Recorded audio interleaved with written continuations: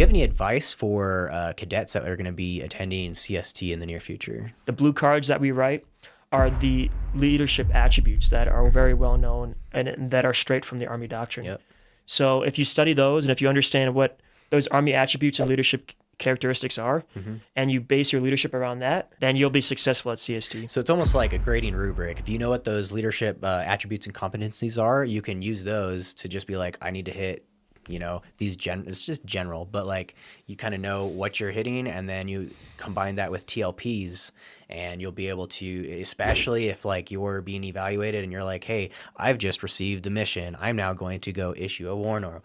Yeah, the troop leading procedures, like literally just follow that step by step. What I'm saying is if you exaggerate it and you show like, hey, evaluator, I am currently on this step of the TLPs. Definitely having, I would also say, a Ranger handbook out there is super helpful, because the CST course is basically designed around the Ranger handbook. Right. They evaluate you on like your different battle drills straight out of the Ranger handbook. Yeah. So I would say start getting used to referencing the Ranger handbook and referencing like the leadership positions and how they define them in the book, so that you can then be better suited for CST. Yeah, so that's a really good point, and I completely forgot about this. Another resource template thing that I did is I went in there, you go to those leadership positions, create like a Word document, and then like you can print them out, laminate them, and one, you have that reference for yourself, like, oh, hey, we got this mission, I'm this position, they're doing security, let me just like read through squad leader real quick, what do I need to do? Or you go to summer camp, and let's say there's some other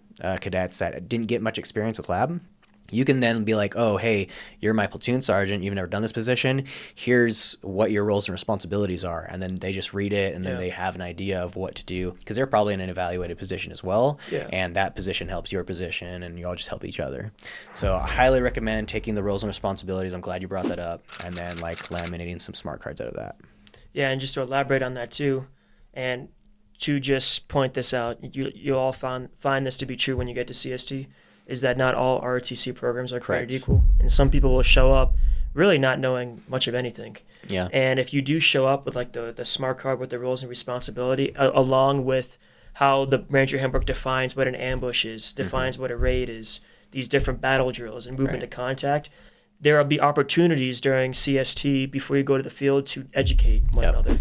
And that goes a long way for yourself too. I mean, the cadre will notice that, and it'll definitely get you some positive points towards your final evaluation. But besides that, you're helping others, and you're making a better, stronger platoon too. So that when you get to the field with these guys that you just met, you'll be more connected, interconnected. There'll be SOPs that are established straight from the Ranger handbook, and you'll be on the same page far better. Because I don't know if you had this experience, but we had a bunch of people arguing over how to cross a linear danger area. Oh, you always get that. So you have like, hey, this is directly from the freaking... Exactly, that's what I'm saying.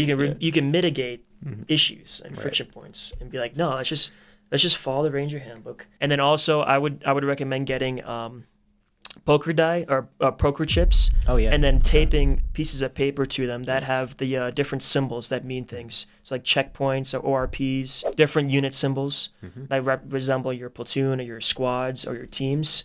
I would definitely say like having those poker chips with those like pieces of laminated paper on top of them definitely help you like maneuver those things as you're briefing your terrain model kit. That's good advice. Like I've seen people use tiles, and then they'll like draw on those tiles, but that can get kind of heavy, so poker chips are probably a lighter alternative. And then also just reference cards. So like a medevac 9-line, it's super helpful. You'll have to do that as a PSG in your labs, and this applies to CST and then your major FTXs during ROTC.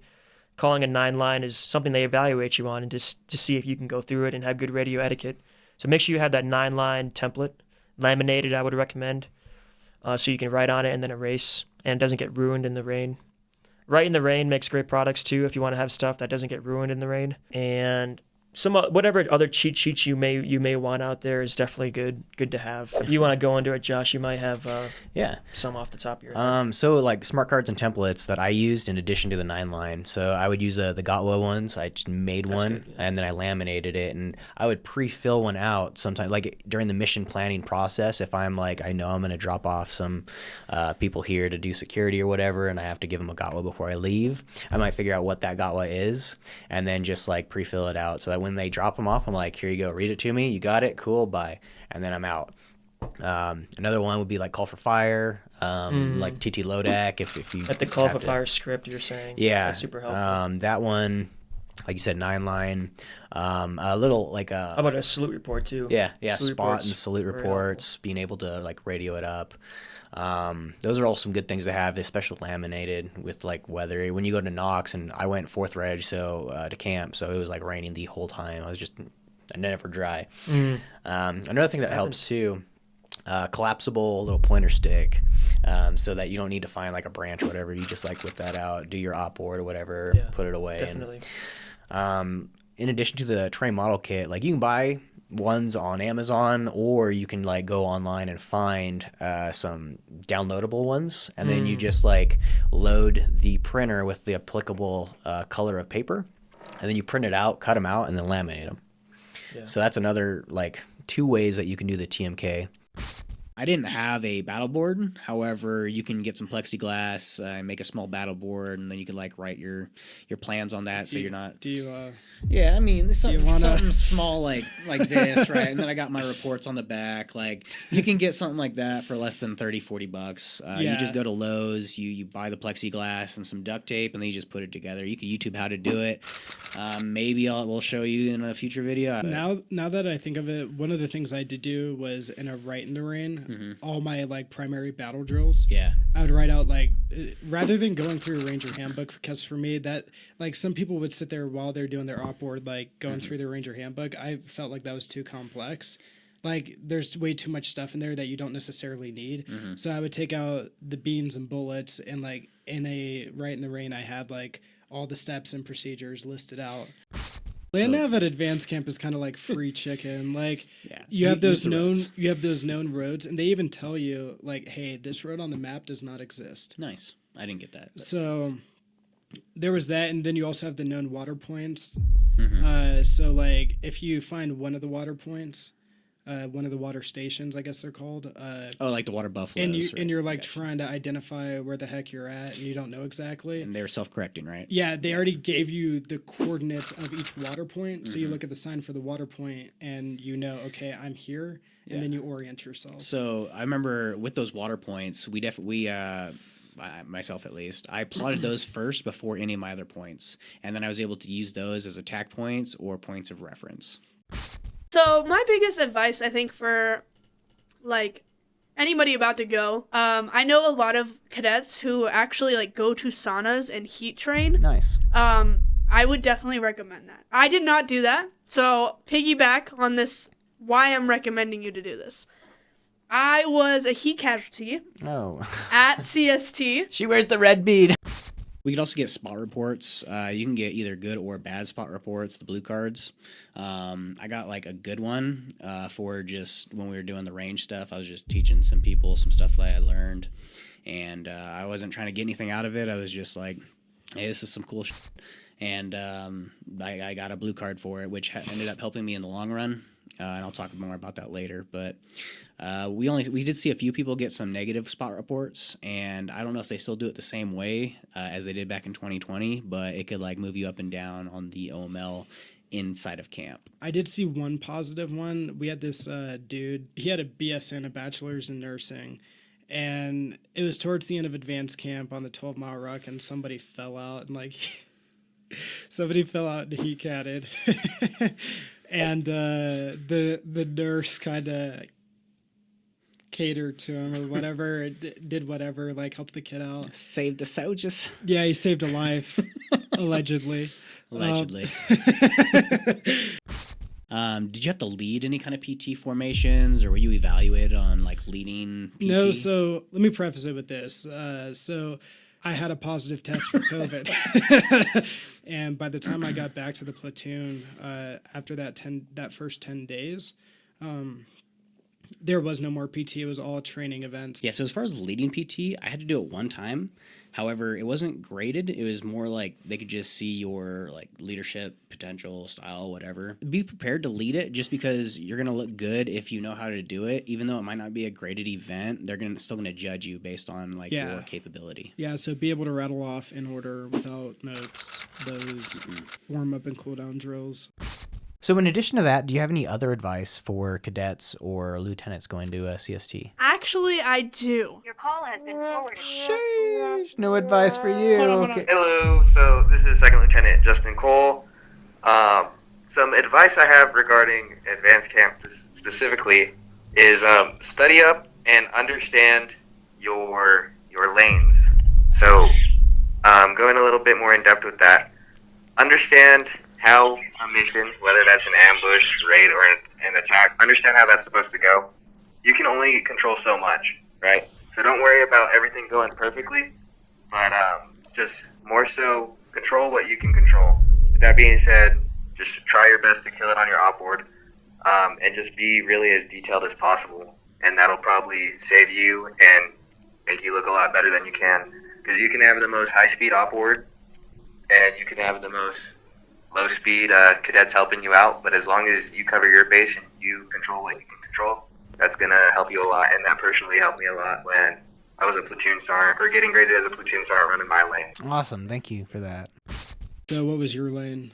So lanes in the field, I had a couple. I think the first one that I was evaluated on was what was it called, that leader reaction course thing. So I had 15 minutes to do that, like, obstacle or whatever. That counted as a field? So yeah, it counted as one of my graded ones. I got the squad leader. That was my squad leader repetition for evaluation. I ended up getting an E on that one because I knew I had 15 minutes. I couldn't do the entire, like, op or the planning or all that stuff. So I literally just I did the TLPs, and I went, as I was going through a certain TLP, like, I said, like, at this time, I've just received the mission, and then, like, I talked through every single one, and I mentioned the step that I was on. So even though I didn't pass the objective, like, I lost, like, it was like the floor is lava type thing. So more than half of my people died. I lost a bunch of, like, resources, logs and stuff. If you drop it, like, you lost it. So even though, like, the overall mission failed, like, I still got an E because I played the game, the system. I was able to, I knew that they were being evaluated on the TLPs, so that's what I made it very obvious. I'm on this step, I'm going to do that. Oh, cool. Like, Yeah, you kind of exaggerated a bit. and even as a security squad, you can still get an E as long as you do the same. You go over all the steps. You make sure you're checking on all the people. TLP is huge. If you can basically do those TLPs and, like, let your grader know you're doing them in the moment, even in security, you could do just fine. I don't remember. Yeah, security is, like, the easiest squad. So it's squad the leader easiest for. one to pass, but it's one of the harder ones to max out. That's fair. Because, like, you're not doing anything for the most part. Yeah, that's so where you I have to have find my- work. So I know for me, the biggest thing that I saw through other mistakes was make sure that however you plan to move, however you plan to conduct actions on the objective and that maneuver piece, make sure that your squad leaders, everyone knows exactly when they're supposed to move and how they're supposed to do it, and make sure they're communicating properly. I saw one time communication was an issue. The squad that was first in the order of movement, they would take contact, and they would all drop rucks, right? Well, the squad leader has the radio in their bag, and they drop the ruck. And now, plus, if you're in thick vegetation, you can't always, when you're in a platoon column, like, Yeah. you can't always, as the Line of PL, sight, you yeah. can't always see That's every moving piece. And so communication is big. And so when your squad leader in the first order of movement drops their radio and they're not communicating with you, and you're trying to figure out where they are, what they're doing, Yeah. that can quickly make things complicated. Yeah, so typically, like, good TTP, make sure your RTO is squared away. They know the plan. They can, because as a PL, you're not gonna have that radio, so you're gonna basically be using a third party to communicate to those squad leaders. However, if your squad leader drops a ruck and they don't have anything to communicate with, you're kind of screwed. Yeah. Yeah, I know that was a big one. So then you got to use your big boy voice and Yeah, use that command voice. yell. Say it with your chest. Yeah, like, when we landed, it was kind of messed up for my group, at least. I was on a later flight, so we missed the last bus. We had to basically stay the rest of the night there, and then every time So another. did you arrive to CST like really the second day? Yeah, so I showed up. I showed up to CST on day 2 after they did the piss test. Or like in the middle of the night. I've seen that. Yeah, but the messed up part was we had already loaded all of our personal bags. All I had was just like my assault pack. So by the time I get there on day 2, summertime, Reg 4, rainy the whole time, my bag's been sitting out in the rain for like a whole day in the mud. It was super cool. I found some I could fit an entire set of OCPs into. Nice. So it's just about like compartmentalizing so that when you get to your squad bay into the barracks, once you get to advanced camp, everything's compartmentalized. You know, okay, I got a set of OCPs. All right, this bag's for all my undergarments, so t-shirts, underwear, stuff like that. This bag's for all my socks. I was able to just in my locker grab out Ziploc bags of stuff. It just made it convenient, right? Throw it in the rucksack, and not only is it already waterproofed, but it's just easy to identify what's what. So what about peer evals? What experience did you have with peer evals? So we did them. I don't really see how it really impacted our standing as far as the class, because at the end, like, so we got like from 1 to like 44, what you ranked in the platoon. I don't think the peer evals really played a big part in that, because I remember like one of our worst performing cadets out of 44 ranked 18. So it's like, how accurate is this really? Is this really just cadre's bias, or is this actually based off of blue cards, peer evals, stuff like that? But yeah, we did peer evals, but I never saw an impact as far as that goes. So I know at the very end you get your packet with your like certificate and all that stuff. They gave us our peer evals at the very end. Now I didn't have names, but like by what they said, you could tell who said what, and you get to be like, oh, I know your handwriting. Yeah, so I don't know if they still do that. Some rule of thumb, like if you want to succeed with the peer evals, just honestly be a good person.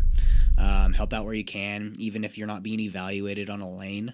Just help out where you can. Like, don't be a spotlight ranger, because everyone can tell. Like, obviously, game time player. Yeah. Like cadre, they might not notice, but your peers are gonna notice, and they're gonna definitely rat you out for it. Yeah, then don't be surprised. Like if cliques form and like people within your squad or platoon or whatever, they start like rating each other number 1, number 2 to like boost their chances, especially if they perceive themselves as low. They might sabotage or backstab you. Like it happens, but the peer evals are not super big on your CST OML.